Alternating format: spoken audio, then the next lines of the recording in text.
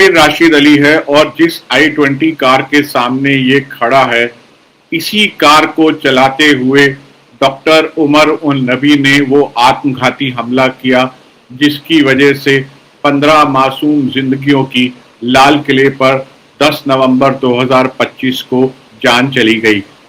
NIA की chargesheet के मुताबिक आमिर राशिद अली को ही आत्मघाती हमले के लिए तैयार किया जा रहा था और इसके लिए डॉक्टर उमर उन नबी ने उसे 4 दिन तक एक कमरे में बंद कर मोटिवेट करने की कोशिश की। उसे इन 4 दिनों में कमरे से बाहर नहीं निकलने दिया गया, लेकिन फाइनली आमिर राशिद अली ने आत्मघाती हमलावर बनने से इनकार कर दिया। डॉक्टर उमर उन नबी आमिर राशिद अली को समझा रहा था कि जिहाद में हर किसी का एक फर्ज होता है। कुछ लोग पैसा जुटाते हैं, कुछ लोग रिक्रूटमेंट करते हैं, कुछ लोग प्रचार और प्रसार करते हैं और कुछ लोग जो हैं उनकी जिम्मेदारी होती है जान देकर जिहाद करना, और आमिर राशिद अली की जिम्मेदारी जान देकर जिहाद करने की थी। लेकिन 4 दिन की तमाम कोशिशों के बावजूद डॉक्टर उमर उन नबी आमिर राशिद अली को तैयार नहीं कर पाए। साजिश इस कदर थी कि जिस i20 कार में फाइनली आत्मघाती हमला हुआ, वो जानबूझकर आमिर राशिद अली के नाम पे खरीदवाई गई थी, ताकि अगर आमिर राशिद अली आत्मघाती हमला करता तो उसमें वो गाड़ी भी तबाह हो जाती और उस गाड़ी के जो मालिकाना हक की बात सामने आती तो भी वो आमिर राशिद अली के नाम पे ही निकलती और बाकी का पूरा ग्रुप बच निकलता। एक तो आमिर राशिद अली ने आत्मघाती हमलावर बनने से इनकार कर दिया और दूसरी तरफ डॉक्टर उमर उन नबी के सहयोगी जम्मू कश्मीर पुलिस द्वारा पोस्टर कांड में गिरफ्तार कर लिए गए। इसके अलावा अल फलाह मेडिकल कॉलेज से भी एक डॉक्टर को उठा लिया गया। इसके बाद डॉक्टर उमर उन नबी खड़े पांव अल फलाह यूनिवर्सिटी से भाग निकला। सबसे पहले वो सिरोही गांव गया और वहां कुछ एक घंटे रुकने के बाद नूह में जाकर उसने शरण ली। एनआईए का कहना है कि नूह में वो करीब 9 नवंबर तक रहा और उसके बाद वो वहां से निकला, पहले दिल्ली आया और दिल्ली में दिन भर घूमने के बाद लाल किले की पार्किंग में जाके उसने गाड़ी खड़ी कर दी और फिर वो पार्किंग से बाहर निकला शाम को करीब 6:50 पर और उसके बाद वहां पे बम धमाका हो गया। डॉक्टर उमर उन नबी जब अल फलाह मेडिकल कॉलेज से भागा तो वो i20 गाड़ी लेकर नहीं गया था। वो गाड़ी उसने बाद में शोएब नाम के अपने एक सहयोगी से अल फलाह मेडिकल कॉलेज से नूह मंगवाई। इसके अलावा उसने एक और सहयोगी से एक और चीज मंगवाई, वो था उसका एक स्पोर्ट्स जूता। दाहिने पांव का वो जूता एनआईए के मुताबिक बहुत अहम है। इस जूते में कुछ मॉडिफिकेशन किया गया था और इसमें कुछ मेटल मिला है। ऐसा लगता है, एनआईए का शक है कि इस जूते में ब्लास्ट किया गया, जिसकी वजह से i20 गाड़ी में एक बड़ा ब्लास्ट हुआ। डॉक्टर उमर उन नबी ने ये जूता एक ऑनलाइन शॉपिंग प्लेटफॉर्म से खरीदा था और अगर दर्शकों याद करिए कि रिचर्ड रीड करके एक अलकायदा ऑपरेटिव था जिसने साल 2000 में ऐसे ही एक जूते को मॉडिफाई करके एक फ्लाइट को उड़ाने की कोशिश की थी और जिस विस्फोटक का उसने इस्तेमाल किया था वो था TATP। ये वही विस्फोटक है जो कि डॉक्टरों के इस दस्ते ने तैयार किया था। नेशनल इन्वेस्टिगेशन एजेंसी के जांच अधिकारियों के मुताबिक रिचर्ड रीड का बनाया हुआ ये जूता बहुत कुछ मेल खाता है उस जूते से जो कि डॉक्टर उमर उन नबी ने बनवाया था।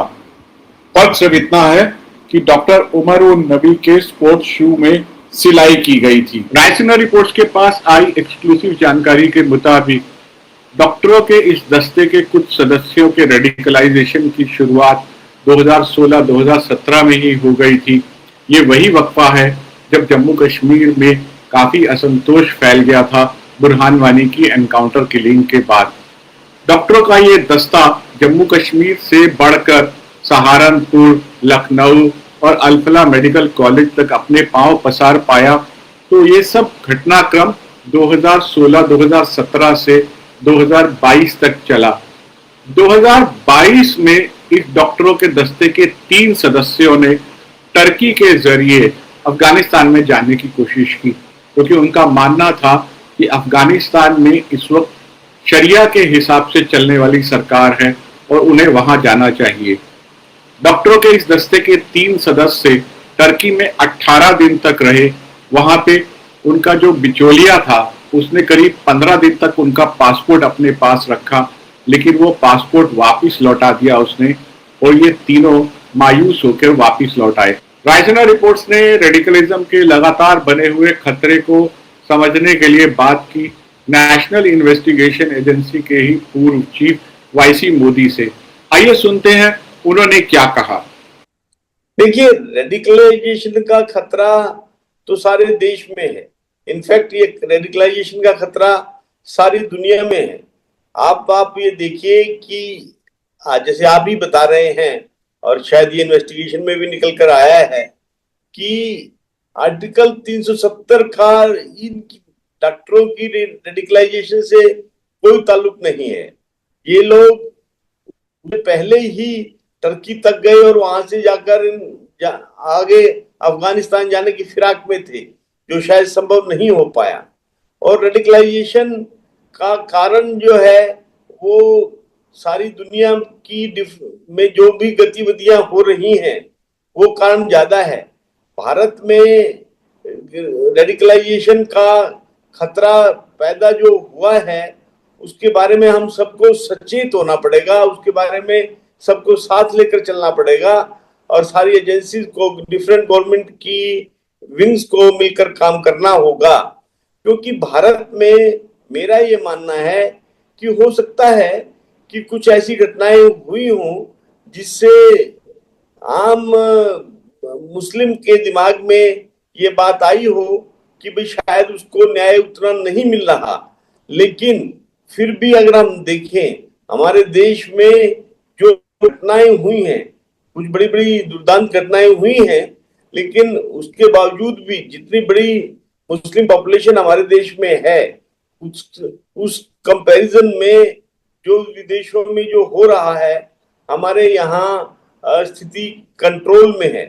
मेरा ये मानना है कि भारत सरकार की ज्यादातर स्कीम जो है वो रिलीजन न्यूट्रल है और हम लोगों को, सरकार को, डिफरेंट एजेंसीज को ये बात पर ध्यान देना होगा, लोगों को कन्विंस करना होगा, उस पर फोकस करना होगा कि सरकार की तरफ से कोई किसी के साथ डिस्क्रिमिनेशन नहीं होता है। इन स्कीम्स में अगर आप देखें, जो भी कोई हाउसिंग की स्कीम है, कोई वाटर की स्कीम है, वो किसी भी स्कीम में कोई इस तरह का दुर्भावना नहीं होती है, कोई भेदभाव नहीं होता है। तो मेरा ये मानना है कि रेडिकलाइजेशन भारत में एक बड़ी समस्या तो जरूर है, क्योंकि इस घटना को देखते हुए हम ये नहीं कह सकते कि अनपढ़ आदमी रेडिकलाइज होता है या एक पर्टिकुलर एरिया का आदमी रेडिकलाइज होता है। रेडिकलाइजेशन के केसेस केरल से लेकर और ये कश्मीर तक हैं, लेकिन ये जो है अनपढ़ से लेकर ये पढ़े लिखे लोग, डॉक्टर लोग, एमबीए लोग, मैनेजमेंट के लोग तक हैं। परंतु इसमें अगर पूरे ध्यान लगाकर काम किया जाए तो मैं यूं समझता हूं कि इस समस्या पर पूर्णतः कंट्रोल किया जा सकता है।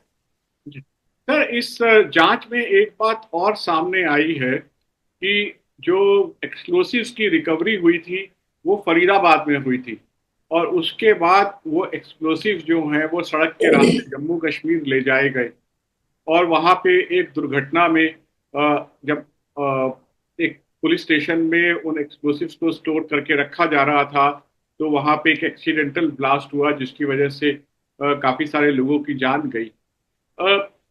एनआईए लगातार जो है वो स्टेट एंटी टेररिस्ट स्क्वाड के साथ सालाना मीटिंग करती है और उनको बताती है कि बेस्ट प्रैक्टिसेस क्या है, क्राइम सीन कैसे मैनेज किया जाए, एविडेंस को कैसे हैंडल किया जाए। तो इस मसले में भी आपको लगता है कि क्या ये जरूरी था कि उन एक्सप्लोसिव्स को जम्मू कश्मीर ले जाया जाए?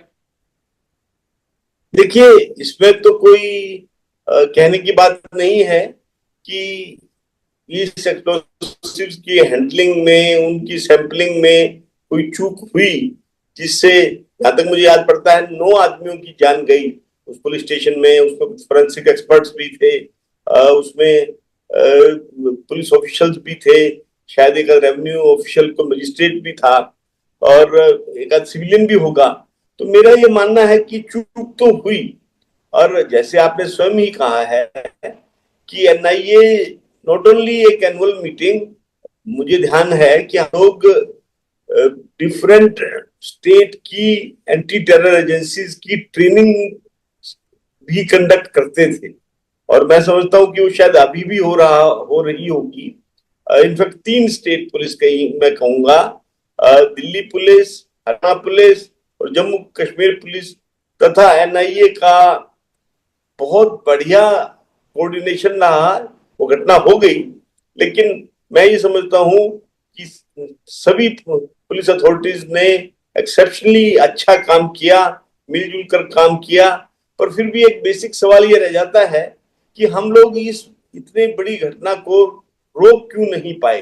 तो उसका इलाज यही है कि हमारी जो इंटेलिजेंस एजेंसीज हैं उनको अपनी पेनिट्रेशन इन एरियाज में बढ़ानी होगी। मतलब मैं अपने एक्सपीरियंस से कह सकता हूं कि पुलिस और हमारी इंटेलिजेंस एजेंसी बहुत प्रयास करती हैं, लेकिन कुछ एरियाज जो हैं वो इस तरह के रह जाते हैं जिनमें पेनिट्रेट करना बहुत कठिन होता है।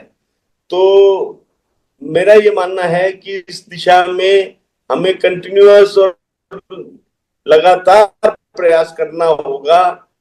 सर, इस मामले में डॉक्टर उमर उन नबी जो कि जिनकी आत्मघाती विस्फोट में मौत हो गई, जिनकी वजह से 15 लोगों की जान गई लाल किले के पास, वो अपनी मृत्यु से पहले वो एक और सुसाइड बमर तैयार कर रहे थे, जिसने इनकार कर दिया। एनआईए ने उसको भी चार्जशीट किया क्योंकि गाड़ी उसके नाम पे खरीदी गई थी। ये दस्ता जो है, पूरा का पूरा ग्रुप है, ये सब तमाम पढ़े लिखे लोगों का ग्रुप है। इनमें से कुछ डॉक्टर ऐसे हैं जिन्होंने नीट का एग्जाम देकर सरकारी मेडिकल कॉलेज में दाखिला लिया था। बहुत सारे लोगों के दिमाग में ये गलत फहमी है कि शिक्षा का और रेडिकलाइजेशन का आपस में ताल्लुक होता है।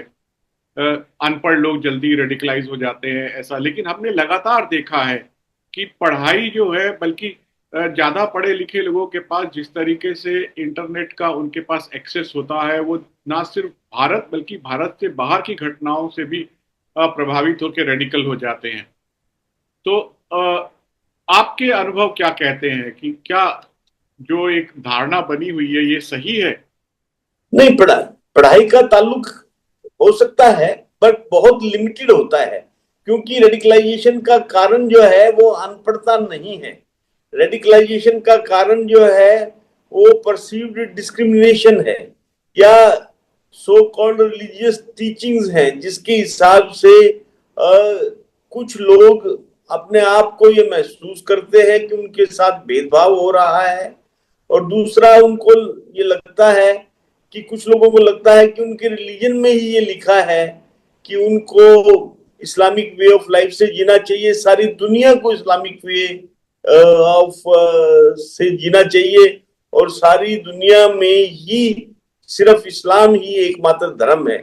इस वजह से वो, क्योंकि उनकी गलत धारणा बन जाती है, इस वजह से वो रेडिकलाइज होते हैं।